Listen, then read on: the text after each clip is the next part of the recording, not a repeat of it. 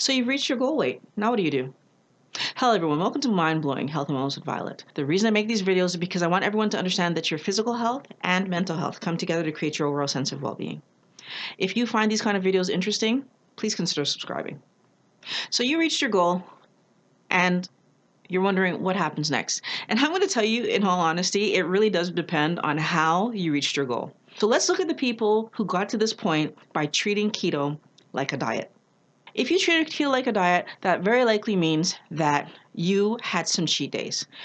So because you were allowing yourself to eat carbs on occasion throughout the dieting process, then when you try to do your maintenance, because let's be clear, you're going to get to a goal weight that you're comfortable with, even if you're doing some cheat days when you do keto.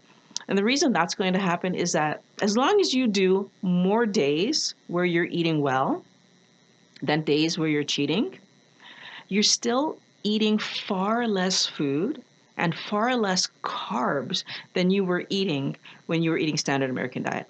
So you are going to get to your goal weight very likely. But, so here's where the problem comes in. When now I'm at goal and it's time for me to recalibrate how I'm eating, two things are going to happen. See, when it's time to decide how am I doing maintenance, and maintenance is the process of eating enough energy to fuel my day. And when I'm trying to make that decision about how I'm going to increase my energy, because if I keep eating this way, I'll keep losing. So I have to now re-regulate what I'm doing so that I get enough energy.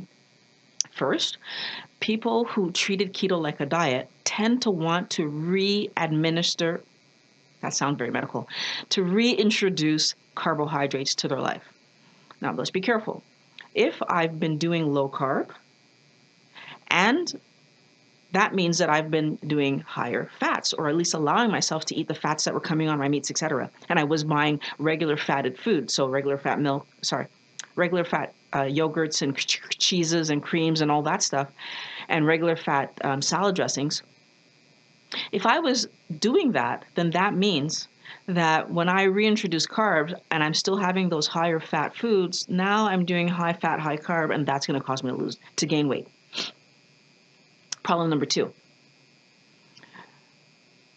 When I'm trying to recalibrate how I'm doing my foods, even if I don't automatically reintroduce more carbs and I'm able to do what I should do, which is raise my fats a little bit, those cheat days that I was having, now that I'm having them alongside of maintenance, so those cheat days all of a sudden will start to cause my weight to rise. Part of the reason that all of this is going to happen is that living a ketogenic lifestyle, even if I've only done it for 6 or 7 or 8 months, it's still long enough for me to lose that fear of eating fat. I'm no longer thinking of fat as the enemy, as a negative. And it really isn't, except when I'm eating high carb. So if I'm doing both high carb and high fat, then yeah, they're both the enemy. They're both doing things in my body that's leading me to a bad place, because the high carb is rising my insulin and then causing my body to need to store those carbohydrates as fats. But then once my body is already storing, it's going to store those high fats that I've been eating as well, along with the carbs. We really need to be careful when we're doing maintenance that we're still looking at the combination of foods that we're eating and keeping in mind what those combinations mean for us when we eat them. I really want to point to the fact that keto isn't strict. And it frustrates me when I hear people say that keto is strict, because it's not about strictness as much as it is about understanding. You know, when I understand what carbohydrates do in my body, I will make choices and decisions based on that understanding. So what does that mean for me? If I would like to eat something on a particular day that's higher in carb, and I'm still not even talking about a cheat day now, I'm talking about maybe I want to eat some cheese, or maybe I want to eat some keto-friendly food, but that it's higher in carb than I typically would eat, some nuts, for example, then what I would actually need to do for myself is look at my day, look at my situation, and make choices based on what I'm going to eat to put myself in a situation where I don't go over my carb limit. Keto is not about being strict. It's about flexibility. I always have the option, if I want to eat something carby, to not have veg with my meat. I always have that option. But if I decide to have my veg with my meat and still have that extra carbs and put myself over, I need to understand that that's going to have effect on my metabolism. And that effect on my metabolism is going to affect whether or not I'm in ketosis at that point in time. Because there isn't a moment that I can take a break from my health, right? My health is always something that I'm working on 24/7. If you're a true wellness warrior, you're always thinking about, how does this affect my health? And it's not to say that I need to be scared about my health. It's about being realistic with myself. If I do something that takes me off plan, then I have to accept that being off plan will have repercussions for my health. That's very basic and very simple, right? And I want people to be honest with themselves, because it's only by being honest with yourself that you're going to make the decisions that keep you in a healthy space. Now, in some cases, what ends up happening is because people are not paying super close attention to how many carbs they're eating, they end up cycling in and out of being in ketosis, not being in ketosis, being in ketosis, not. And what that actually does is it keeps the carb addiction alive. Every time I allow my brain to get that hit of dopamine that's coming from having carbs in my system, I'm keeping that addiction alive. And it's going to make me chase carbs in different scenarios, right? When the carbs are available, I'm going to want to eat them. And maybe even sometimes I might go looking for them because I want to eat them. And I want everyone to understand that if you find yourself in that situation where you notice that you're actually seeking carbs, chances are you're still allowing too many carbs in your life. Even if all the foods that you're eating are keto friendly, the amount of food that you're eating matters. Again, if I'm trying to do maintenance, I need to do maintenance with the right amount of food to fuel my body without putting myself in a situation where I'm no longer in ketosis. And the reason for that is very simple. I'm doing a lifestyle change.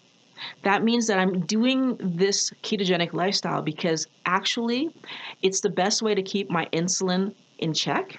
It's the best way to make sure that my carbohydrates remain in check.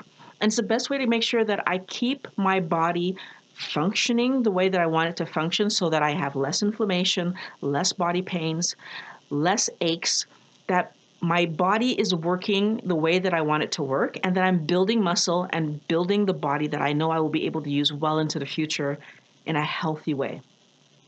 If I'm trying to do all of that in my maintenance, I still need to know how many carbs I'm eating, and I still need to make sure that I keep my carbohydrate numbers under 20. Now, of course, I want to make sure that I point out that it's normal to have variation in weight. The reason that we're trying to find the right amount of energy that we should be eating to keep ourselves stable is because that's the way that we're going to stay around the weight that we're supposed to be. In fact, because every single day I use a different amount of energy, every single day I'm also going to eat a different amount of energy because I eat a different meal and different, right? So I'm not ever going to eat exactly the same number of calories. And I'm just using that word calories, it's the same amount of fuel. It's not going to happen just because we don't function that way. But ultimately, the goal is fuel my body in the way that what I eat gets used and the least amount gets stored as possible. Of course, there'll be some days where I store, and there's going to be some days where I pull from storage, and that will balance itself out. Now, that variation in weight is part of the reason that I don't encourage people to weigh themselves daily or weekly. When we weigh ourselves too often and see that variation, we get nervous and we feel like we're gaining weight, when in reality, it's normal for our weight to fluctuate by half a pound, quarter pound, here to there, even a pound sometimes, here to there, especially if you're a woman and you're menstruating.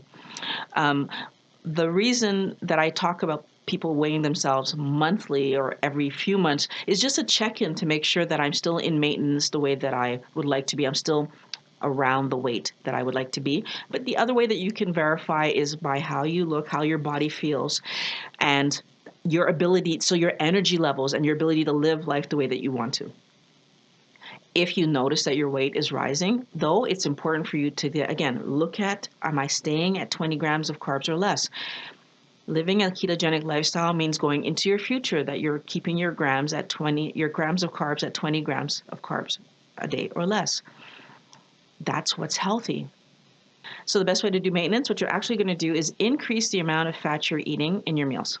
And how you're going to do that is slowly. You're going to introduce a little bit more fat and then see, can I make it through my day? And when you do your your monthly check-ins, you're going to see, like, has my weight stopped decreasing?